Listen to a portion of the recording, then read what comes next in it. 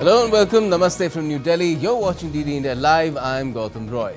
Coming up over the next 30 minutes. India's Prime Minister Narendra Modi addresses the Parliament of the Republic of Ghana, says progress cannot come without giving voice to the Global South. Amid opposition by some members of the Grand Old Party, Donald Trump's One Big Beautiful Bill is on its way to passage as the debate is underway on the legislation. And Europe's searing heat wave moves eastwards as Germany faces record temperatures. Wildfires in Greece and Turkey continue to rage on. And in India, the western coast and central India are on an orange alert for heavy rains.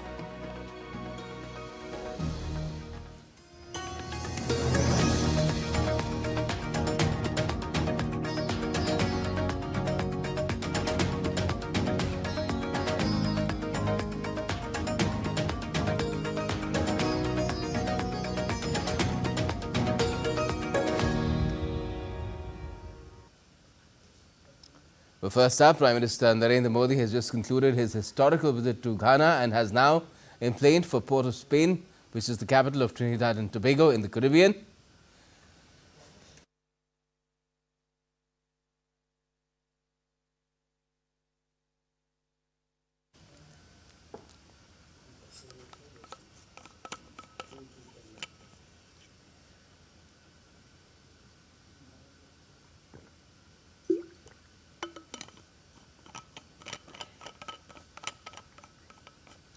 Earlier, the PM addressed the Parliament of the Republic of Ghana in a special sitting.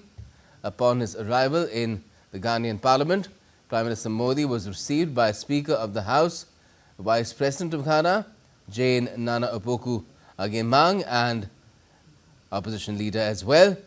And in his address to the Ghanaian Parliament, Prime Minister Modi stressed that India is the mother of democracy. He said that it is not just a system, but a part of fundamental values of the country.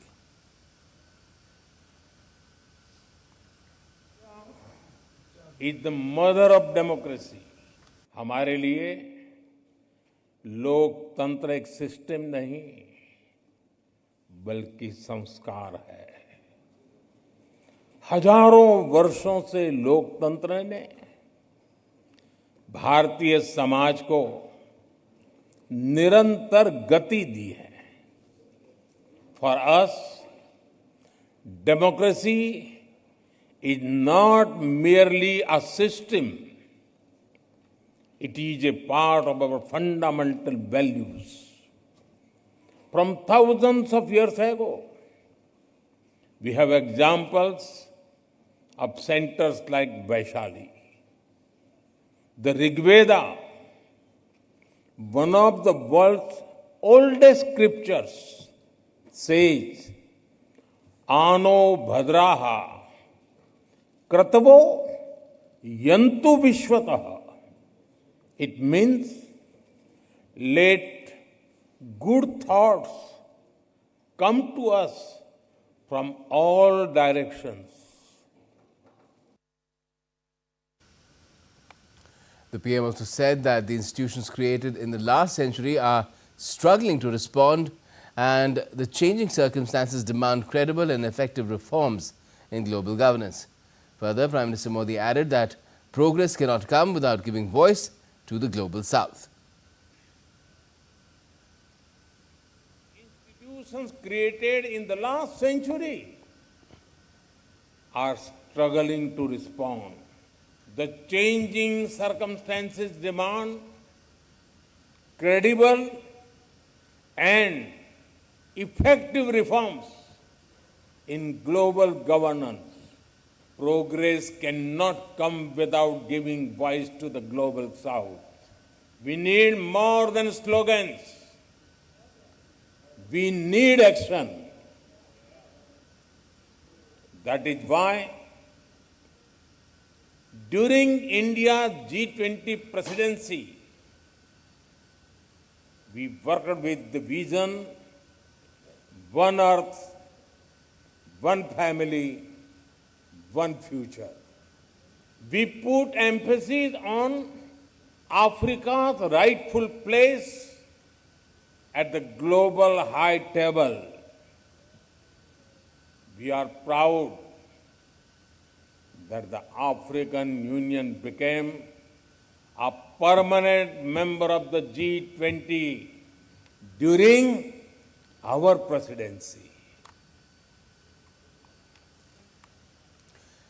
After addressing the Parliament of the Republic of Ghana, Prime Minister Modi greeted members of Parliament who were very happy to shake his hand and displayed a lot of enthusiasm for reaching out and connecting with India. And on day 2 of his Ghana visit, Prime Minister Modi visited the former President of Ghana, Kwame Nkrumah's memorial with President Mahama as well. The two leaders paid their respects to the stalwart of Ghana, the KMP Mausoleum, designed by Don Arthur, which houses the bodies of Dr. Kwame Nkrumah and his wife, Fatia Nkrumah. Prime Minister Modi laid a floral wreath and observed a moment of silence in honor of Nkrumah's lasting contributions to freedom, unity and social justice. The tribute, in fact, paid by Prime Minister Modi reflected India's deep respect for Ghana's rich history and reaffirmed the strong bonds of friendship and cooperation between the two nations. The leaders also visited Black Star Square, also known as Independence Square, which is the public square in Accra, Ghanaian capital. It was commissioned by Dr. Nkrumah, Ghana's first president, its founding father, so to speak, and it was done to celebrate the country's independence from British colonial rule in 1957. This monument was commissioned by 1961 when Queen Elizabeth II was visiting the country. And earlier on Thursday, the Indian community in Ghana gave a rousing and warm welcome to Prime Minister Modi. The chants of Modi, Modi echoed in the room.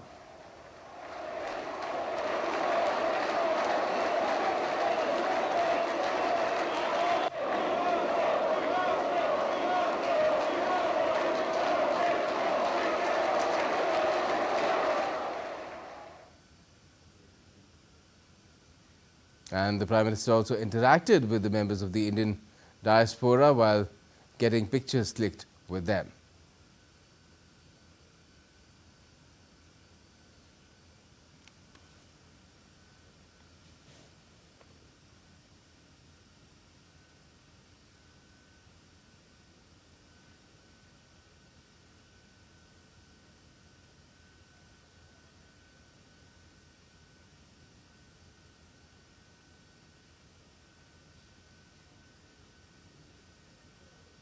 And following an unprecedented and landmark visit to Ghana, Prime Minister Modi has embarked for Trinidad and Tobago, which is the second leg of his five-nation tour.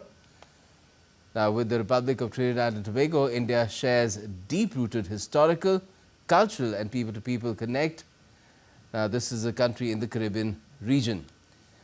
There, the Prime Minister will meet President and Prime Minister, his counterpart, who has recently assumed office for a second term. Both, in fact, are of Indian origin and have also been accorded with the Prasar Bharati Samman. Now, DD India's Akshay Dongre has sent us this report. Prime Minister Narendra Modi will arrive in Trinidad and Tobago on July 3rd for a landmark two-day official visit, his first ever to the Caribbean nation as Prime Minister and the first at this level since 1999. This visit, at the invitation of Prime Minister Kamala Prasad Bharati, comes at a time when India is actively expanding its global footprint through partnerships rooted in culture, commerce and cooperation. With over 40% of Trinidad and Tobago's population being of Indian descent, the emotional and cultural resonance of this visit is immense. The Indian diaspora, some tracing their roots back 5 generations, continues to play a vital role in the country's social and economic fabric. Trinidad and Tobago is also home to a growing number of first-generation Indian entrepreneurs. many of whom see this visit as a chance to boost trade and investment between the two nations. Prime Minister Modi, I think, is one of the more admired leaders in the world. I think we as Indians are very happy with the progress that we see India making. The people of Trinidad, the Indian people in Trinidad, have always identified very closely with their Indian culture. It's going to strengthen the ties, I think, and I think people are going to identify with it, and I think it will probably push it even further. The country is very happy to have a visit like him, such a high-profile visit. And it's something that I think a lot of bilateral talks can happen and a lot of trade that can happen for this country. And it could benefit a lot for this country as well. And not only for Trinidad, Tobago, but for the rest of the Caribbean islands as well. And it'll be something that it's a good thing. Ahead of the visit, the Indian High Commissioner to Trinidad and Tobago says the mood in the country is one of excitement and pride. Visit of Prime Minister Modi ji has been long awaited, as I said. All along in the country, among people, among government, there is a great excitement. They have actually announced a holiday after certain hours on that day. So everyone is looking forward to this. During his stay, Prime Minister Modi is expected to hold high-level talks with both President Christine Carla Kangalu and Prime Minister Prasad Bharati. He will also address a special joint session of Parliament, underscoring the importance of this partnership rooted in shared democratic values and historic ties. Prime Minister Narendra Modi's visit to Trinidad and Tobago is not just a diplomatic event, it's also a celebration of a people that came to this land 180 years back as indentured laborers and through resilience, strength and endurance have shaped their destiny to become entrepreneurs, policymakers and leaders of this country. With camera person Mohit Uike at Port of Spain in Trinidad and Tobago, Akshay Dongre, DD India. So lots more to come where Prime Minister Modi's five-nation tour is concerned, and we'll keep you updated on that. But still to come in this edition of DD India Live. The Broadcast Engineers Society Expo 2025 has kicked off in New Delhi, bringing together cutting-edge innovations from the broadcast world.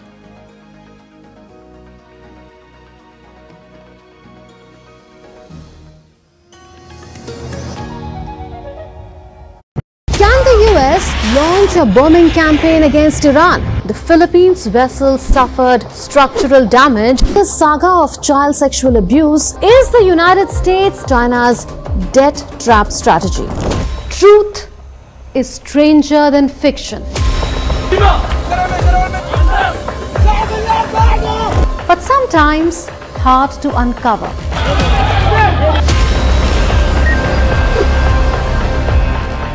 Trust us to tell the truth, unadulterated and pure, of every story that matters to you. Every time they would save your... You read between the lines, cut the clutter, and connect the dots to get you the full picture. Watch Connecting the Dots at these times with me, only on DD India.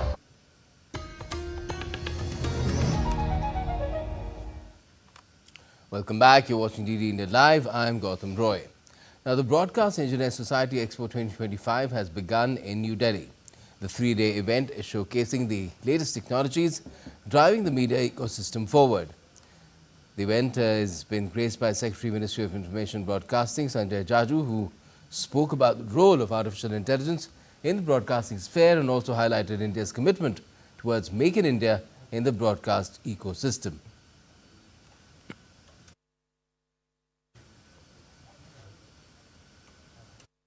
Artificial intelligence and generative AI is becoming integral to the progress that we are seeing everywhere. It's also going to disrupt every part of the media and entertainment segment, including the broadcasting segment. And it's important that we embrace the gains coming out of this technology. How do we create Make in India opportunities in the entire equipment spectrum that you have in the broadcasting segment? You have the production facilities where you have the studios, the cameras, the lights, the sound equipment, various solutions that are not just required for broadcasting but that are also used for other verticals of media entertainment. for a country as big as ours, for a market as huge as ours, we make efforts to create Atmanirbharta in terms of the equipment landscape. Now, the Digital India initiative of the government under Prime Minister Modi's leadership has completed 10 years on the 1st of July. It has led to a strong digital foundation being laid over which the edifice of Viksit Bharat or Developed India is now being built. India's Minister of Electronics and Information Technology, Ashwini Vaishnav, has highlighted the country's transforming journey, recording the time when India aimed to build population-scale digital infrastructure that serves everyone, not just a few. Today, India's UPI, a homegrown innovation, has transformed how financial transactions take place across Bharat. Digital platforms like MyGov and Umang connecting citizens directly to over 2,000 government services. Moreover, digital education platforms like Diksha, Swayam and PM eVidya are making India an ideal example of digital enhancement at the local level.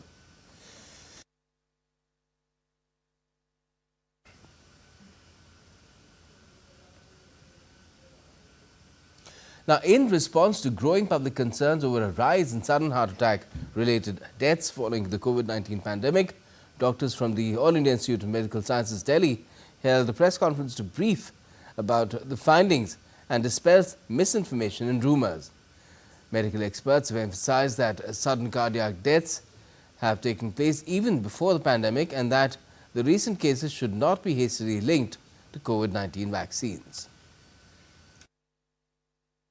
Covid vaccines were effective vaccines and they played उन्होंने role काफ़ी play किया जिससे mortality was reduced. Sudden cardiac death पे भी कुछ ऐसी studies हुई हैं जिन्होंने जितनी भी कोविड वैक्सीन अभी तक यूज़ हुई हैं उनका एक रिव्यू करके डेटा सिस्टमेटिकली रिव्यू करके कि क्या कोई एक्चुअल में सिग्नल है सडन कार्डियक डेथ से। हार्ट के भी जैसे बहुत सारे सिम्टम हो सकते हैं, सडन कार्डियक डेथ से कोई क्लियर एसोसिएशन ऐसा उन स्टडीज़ ने क्लियर शो नहीं किया है। Now, the National Statistics Office has released its report titled Nutritional Intake in India, offering a detailed account of the calorie, protein and fat intake across Indians' households based on 2 consecutive rounds of the household consumption expenditure surveys conducted during 2022-23 and 2023-24. The report shows only marginal differences in the average daily per capita calorie intake between rural and urban areas during the survey years. In rural India, the average per capita daily intake stood at 2,233 kilocalories in 2022-23, slightly dropping to 2,212 kilocalories in 2023-24. Urban India followed a similar trend with a minor decrease from 2,250 kilocalories to 2,240 kilocalories over the same period. At the same time, the report highlights considerable variation in calorie consumption across different states and income groups. On an average, at an all-India level, the adjusted nutrient figures are marginally lower than those of the unadjusted ones in both the sectors. A similar pattern is observed for per capita intake of protein and fat across both the sectors. Now, in more international news, Indonesian rescuers have raced to find victims in rough seas on Thursday after 5 people died and dozens were left missing. The incident took place when a ferry carrying 65 people sank near the island of Bali. The KMP Tunu Pratham Jaya sank almost half an hour after leaving East Java province's Banyuwangi port on its way to Bali late on Wednesday. The boat was carrying 53 passengers and 12 crew members as well as 22 vehicles, the national agency said. 35 people have been rescued so far, the East Java Rescue Agency said, with the rest still being missing. According to Indonesia's Transport Ministry, the ship was rated to carry 67 people and 25 vehicles.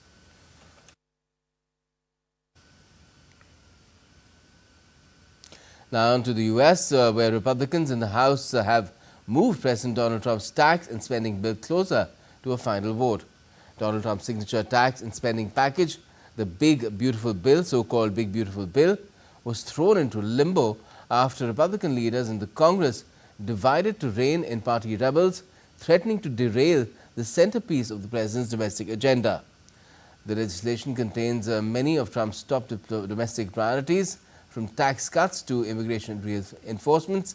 extending his 2017 tax cuts, scaling back health and food assistance programs, Trump's immigration crackdown, and zero out many green energy initiatives.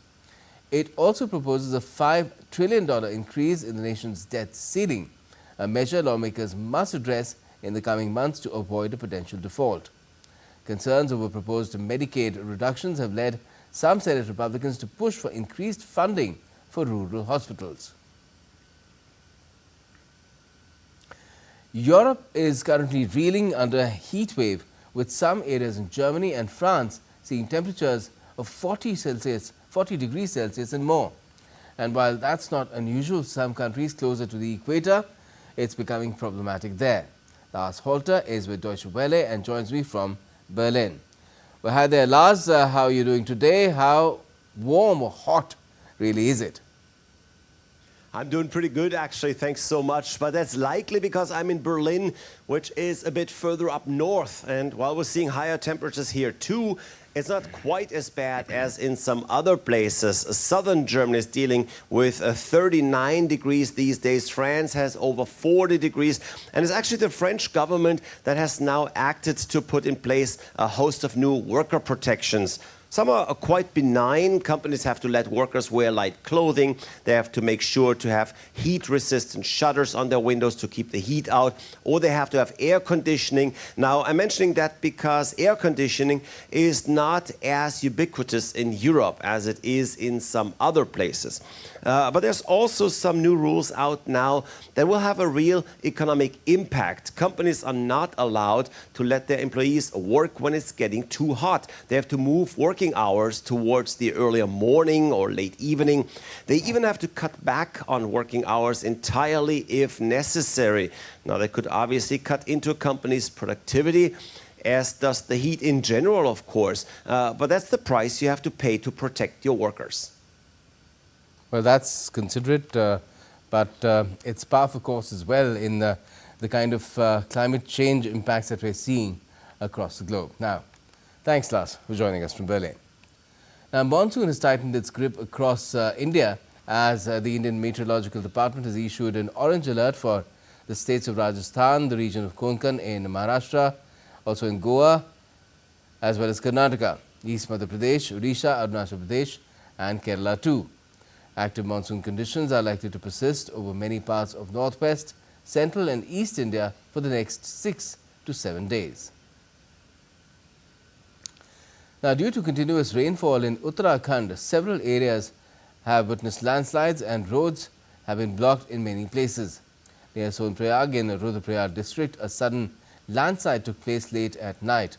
Personnel from the State Disaster Response Force who were stationed at the site created a safe path for visitors. And authorities reported that the water level began rising late Wednesday night, and by Thursday early, a bridge was partially submerged, making it unsafe for commuters. Traffic was either slowed or diverted, causing delays and inconvenience for daily travelers and local transport. And that's all we have for this edition of DD India Live, but do let us know your thoughts on the news of the day. And for those on the go, you can get all the latest news and updates from India and across the world on DD India's mobile app. It's available on both Android and iOS platforms. You can scan the QR code on the screen to download the app right away. And we'll be back with more news as it breaks here on DD India. I'm Gautam Roy, and from all of us here in Delhi, thanks for watching DD India Live.